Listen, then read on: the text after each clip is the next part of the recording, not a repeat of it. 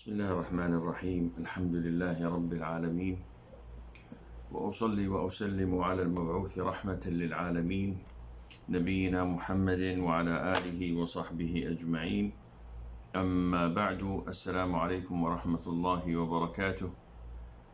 And we have few questions before we conclude our course, so we will go through them inshallah. And this is our last class with the grace of Allah Azza wa Jal on Islamic Fiqh. So with this we will conclude inshallah our classes, hoping to meet with you again soon in another course if Allah Azza wa Jal wills it. The first question of today is from Shiam or Sihim or Sihim. It says, I am divorced. I have two children, a girl and a boy. If I get remarried, can I let my daughter alone with her stepfather? The answer is that a stepfather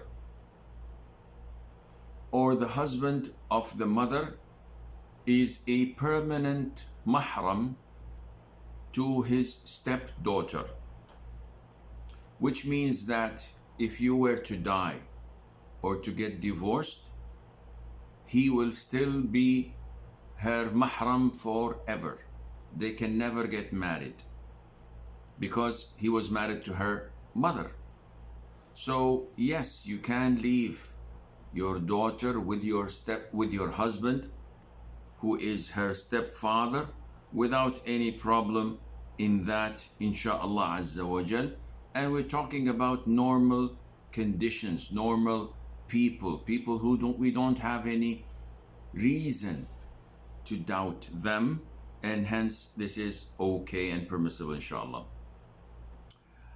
Abdul Samad Salim says, if someone in prayer says Assalamu alaikum wa rahmatullah instead of Assalamu alaikum wa rahmatullah, does this invalidate the prayer? The answer is no, because both words are so similar to one another. Assalamu alaikum, Assalamu alaikum, Assalamu alaikum, Assalamu alaikum. So even in Arabic, if we were to drop intentionally the al, it would have been Salamun alaikum, as in the Quran. But the person concluding his prayer says Salamu alaikum wa rahmatullah, Salamu alaikum wa rahmatullah, not clearly showing Assalamu alaikum, which is part of his laziness, yet the prayer inshallah is concluded and it is valid, and Allah knows best. Mehnur Muhsin says, is it permissible to remove the niqab for eating outside when we are outside? This depends. If removing it to eat would mean that people would see you and see your face, no, this is not permissible. Eating outside is not a necessity, it's a luxury. You can take away the food, you can eat in your car, you can take it back home and eat it home. So this is not permissible if there are men going to see your face. This is why you wore niqab in the first place, I hope. But if you are giving your back to the restaurant and only your mahrams are in front of you and the wall, and there's no one aside, so if a woman unveils and eats, nobody's going to see her. There's no problem in that. What counts is that she's not seen by non-mahram men, and Allah Azza wa Jal knows best. Yama Shams says, I have one question and I need an answer. The question is, during lockdown, I have lost my job. Now I have delivery job at Amazon in the UK. The issue is, I am missing Dhuhr, Asr, Maghrib. I pray only Fajr and Isha on time. Please tell me what I have to do. Shall I leave my new job? if your job, as you claim, won't allow you to pray on time, yes, you have to leave your job. But I don't believe that under any circumstances this is applicable on daily basis to any employee. You can't convince me or tell me that you don't have a coffee break of 5 minutes every couple of hours. You cannot convince me or tell me that you are not allowed to go to the toilet every couple of hours. What about if a person is diabetic and he has to go every half an hour? Will they prevent him from doing this or order him to wear diapers? No, this is not at all applicable. Sometimes we tend to put barriers and hurdles in front of us, convince ourselves that our superiors are monsters and they are going to fire us even if we breathe. And this is not the case. You have rights, you have needs to be fulfilled. You have a break hour or a lunch hour that every employee is entitled to, and you can divide your prayers over that lunch hour with the administration's approval. You have time to go to the toilet and this takes 10 minutes. Okay, you can pray in these 10 minutes and so on. Camelia says, after the iqamah for Jumu'ah, do we have to make dua that we say after adhan? We know that whenever we hear the adhan, the sunnah is to repeat it after the mu'adhin. So he says Allahu Akbar, Allahu Akbar, we say Allahu Akbar, Allahu Akbar. If he says Hayya ala salat, we say La hawla wa la quwwata illa billah. Hayya ala al-falah, La hawla wa la quwwata illa billah. Allahu Akbar, Allahu Akbar, we repeat that. La ilaha illallah, La ilaha illallah. Then we offer salutation upon the Prophet. Allahumma salli ala Muhammadin wa ala ali Muhammad kama sallaita ala Ibrahim wa ala ali Ibrahim innaka Hamidun Majid. Then we do the dua. Allahumma rabba hadhihi ad-da'wati at-tammati was-salati al-qa'imah آتي محمدا الوسيلة والفضيلة وابعثه اللهم المقام المحمود الذي وعدته إنك لا تخلف الميعاد. Then you may say رضيت بالله ربا والإسلام دينا محمدا رسولا. Now this is after the adhan, whether Jum'ah or the normal 5 daily prayers. What about if the iqamah is given?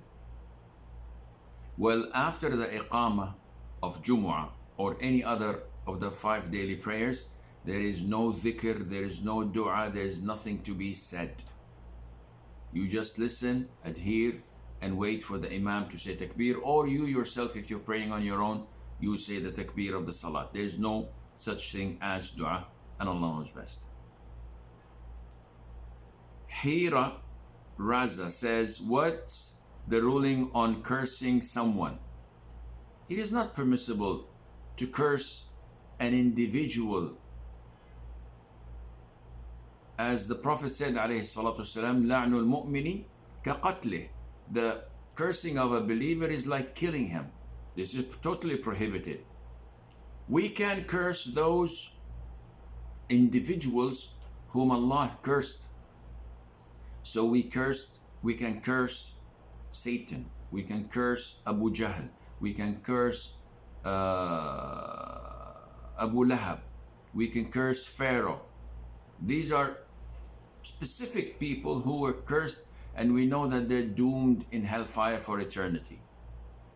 And there are people who have been cursed by Allah or by the Prophet ﷺ as a description and not as individuals. So we say, may Allah curse anyone who deals with riba, interest, dowry.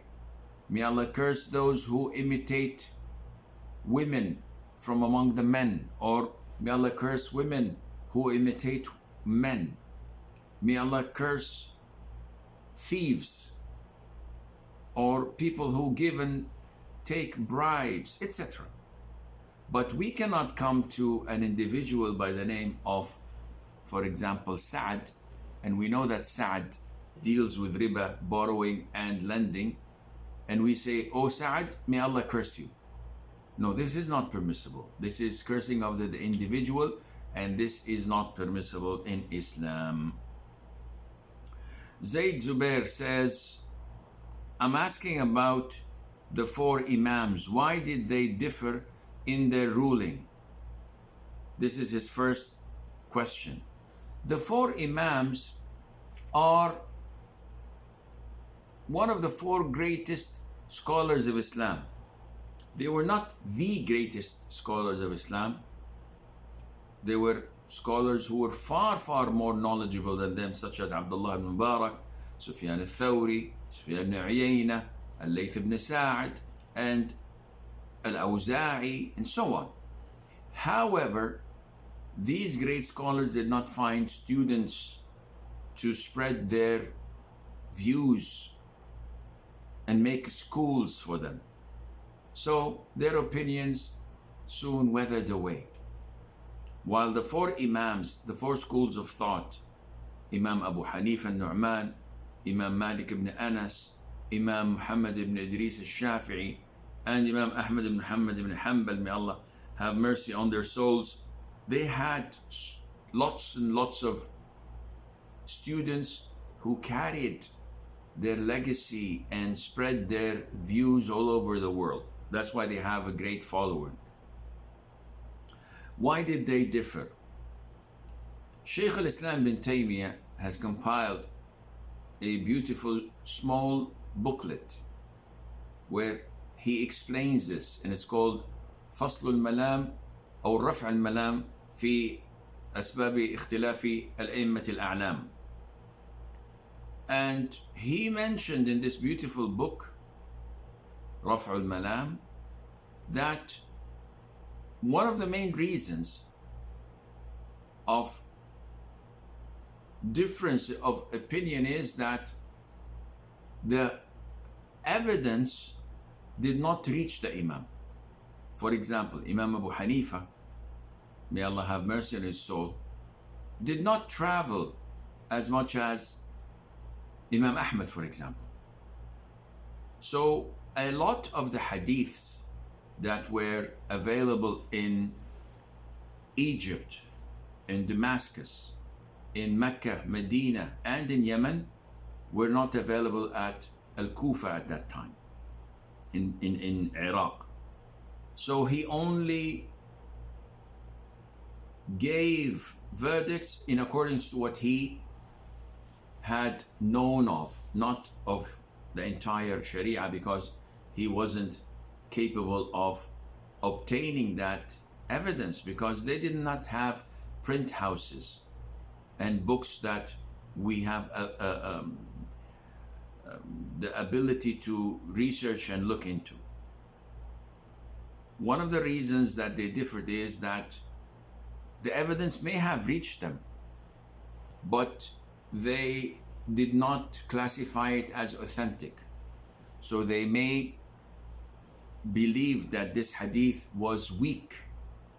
And we know that Imam Malik, Imam al-Shafi'i, and Imam Ahmad were all scholars of hadith, and they had the ability to authenticate and to weaken a hadith according to the chain of narrators, according to the text, according to so many things.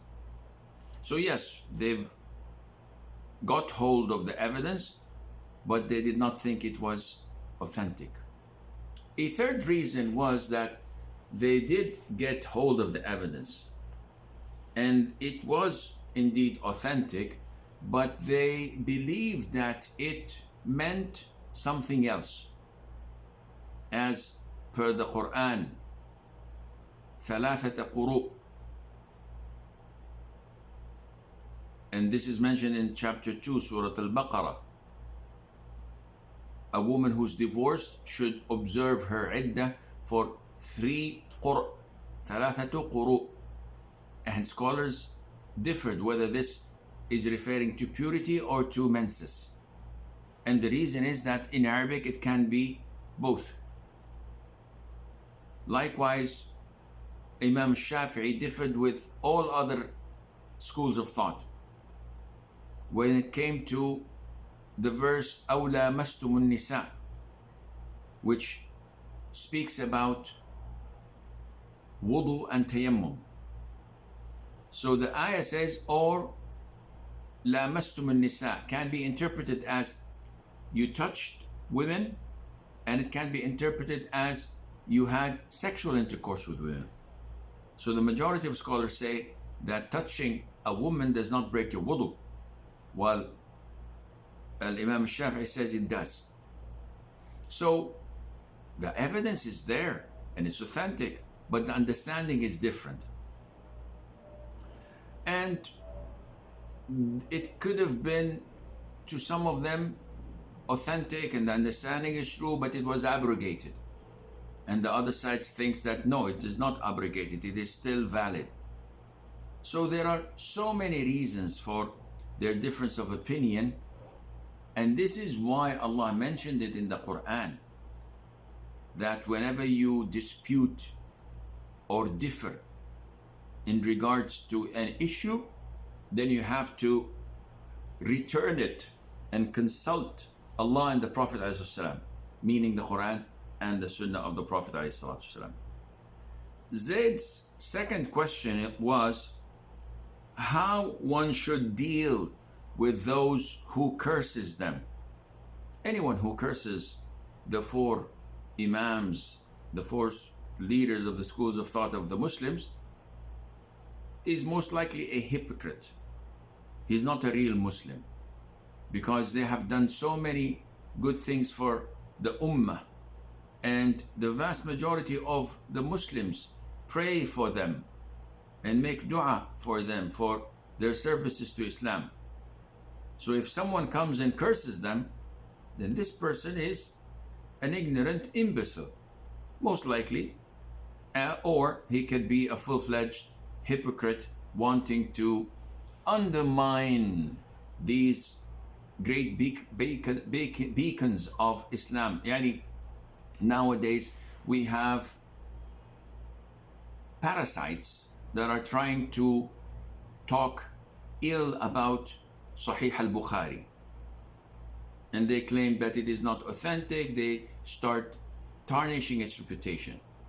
These are parasites. Nobody listens to them. They're not scholars. They're not known among the Muslim world to be people of piety and righteousness. So such people are to be totally ignored, not to be mentioned, not to be given the fame and exposure they were looking for.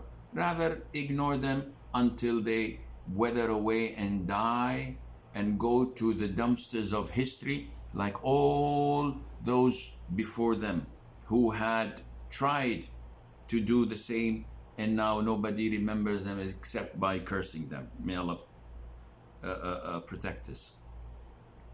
Sanjida says, nowadays for online business, women do live and give their pictures. So is all their income becomes haram, or is it halal? No, this is too generic. If a person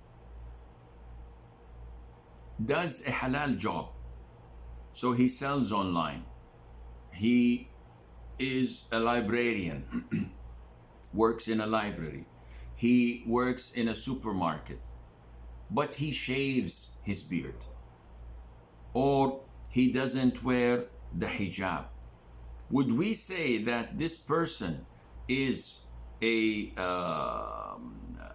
earning is haram? Of course not. His earning has nothing to do with another sin, such as shaving the beard, or missing a salat in congregation, etc.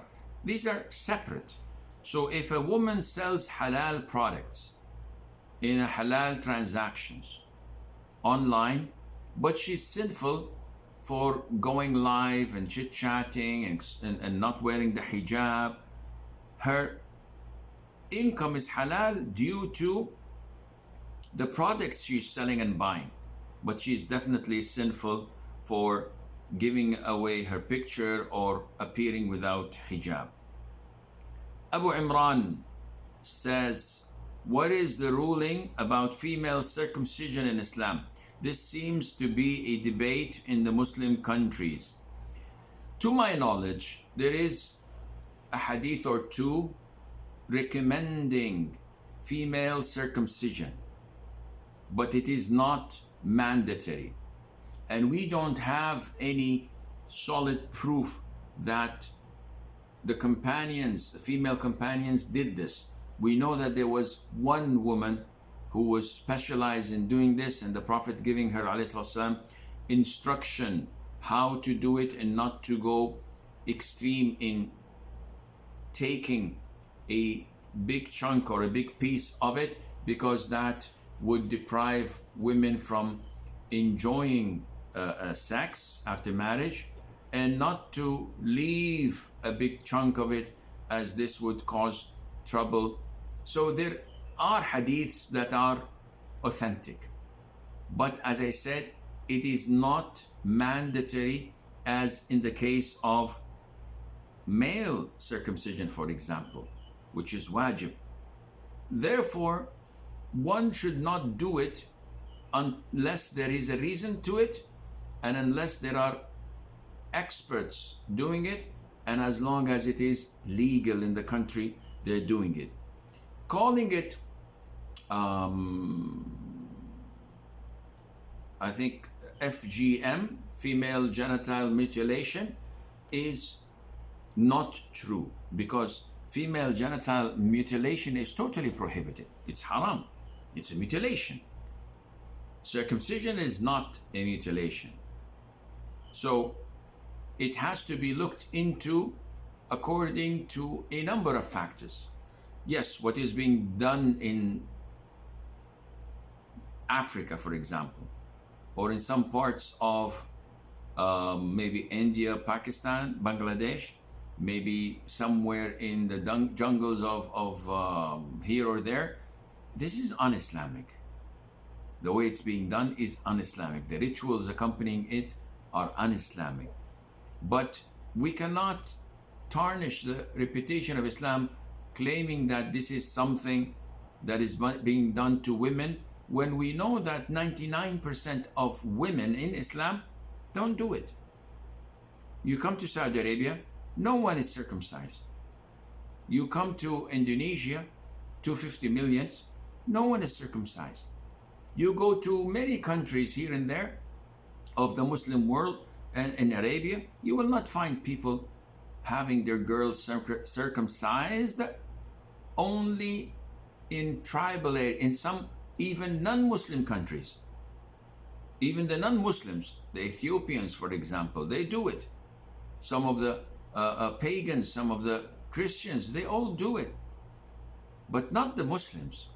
Rarely you will find Muslims doing it, and those who are doing it, the vast majority of them doing it due to tribal cultural customs, and those who do it to religious beliefs are less than 0.00001%, and Allah knows best. The last question for today's lesson or lecture or meeting, Muhammad Jude says, what about buying online? Is it permissible? The answer is yes. If you buy halal products online, this is permissible. Selling it online it depends on whether you own it and possess it or not. But buying things you see and you like, there's no problem in buying them, and Allah Azza wa Jal knows best. And with this, we come to the conclusion of today's short lesson. As I said, this is the last of our meetings until we come to a decision whether to start a new text, a book, whether on Aqidah or something else beneficial or not. So until we meet next time, I leave you fi amanillah. Wassalamu alaikum wa rahmatullahi wa barakatuh.